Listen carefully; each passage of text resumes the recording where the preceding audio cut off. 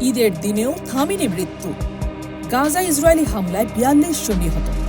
ঈদের নতুন পোশাক পরেছিল শিশুটি, পাশে ছিল তার মা।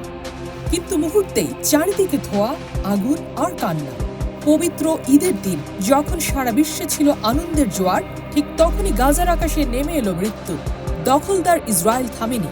ঈদের দিনেও দফায় দফায় বোমা বর্ষণ করেছে গাজার উপর। শুধু শুক্রবারেই নিহত হয়েছে ৪২ জন ফিলিস্তিনি। আল জাজিরার প্রতিবেদন বলছে, দক্ষিণের খান ইউনিস, উত্তরের আল শিফা আর দের এল বালাহ, যেখানে ছিল হাসপাতাল আর ত্রাণ বিতরণ কেন্দ্র, সেখানেই নামলো গোলা। ঈদের জামাত নয়, সেখানে ছিল জানাজার মিছিল। খান ইউনিসে নাসের হাসপাতাল, সেখানে একে একে ১৬টি মরদেহ আনা হয়। সাথে ছিল ছোট্ট ছোট্ট রক্তমাখা চপ্পল। আল শিফা হাসপাতালে আরেক ১৬ জনের মরদেহ, তার মধ্যে ৪ জন শিশু, ২ জন মা। আল আকসা শহীদ হাসপাতালে ৫ জনের মরদেহ। সবাই ছিল ঈদের আগে তালিকায় বেঁচে থাকা মানুষ। আজ তারা শুধুই সংখ্যা। রাফার পশ্চিমে ত্রাণ বিতরণ কেন্দ্রে লাইন দিয়েছিল অসহায় মানুষ, কারণ সেখানেই বেঁচে থাকার শেষ ভরসা। কিন্তু ইসরায়েলি বাহিনী সেই লাইনেই বর্ষণ করল গোলা। ৭ জন মারা গেল স্পটেই। এই ঘটনার পর গাজা হিউম্যানিটেরিয়ান ফাউন্ডেশন ঘোষণা করেছে, গাজায় সব ধরনের ত্রাণ কার্যক্রম বন্ধ।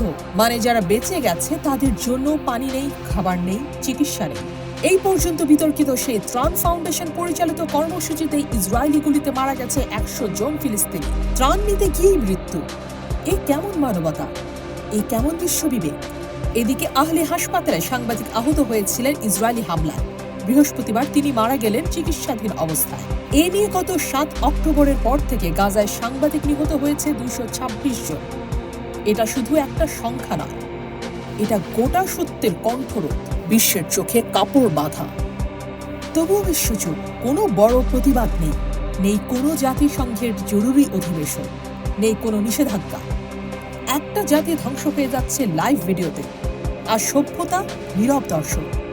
ঈদের নামাজ নয়, গাজায় হয়েছে কবর খোঁড়ার প্রস্তুতি। শিশুরা খেলেনি বেলুনে, বরং খেলেছে ধ্বংসস্তূপে। প্রশ্ন একটাই, এই ঈদ কাদের জন্য? আর কত মৃত্যু হলে চোখ খুলবে বিশ্ববিবেকে? গাজা এখন শুধু ভূখণ্ড নয়, এটা প্রতিটি নিপীড়িত হৃদয়ের প্রতিধ্বনি।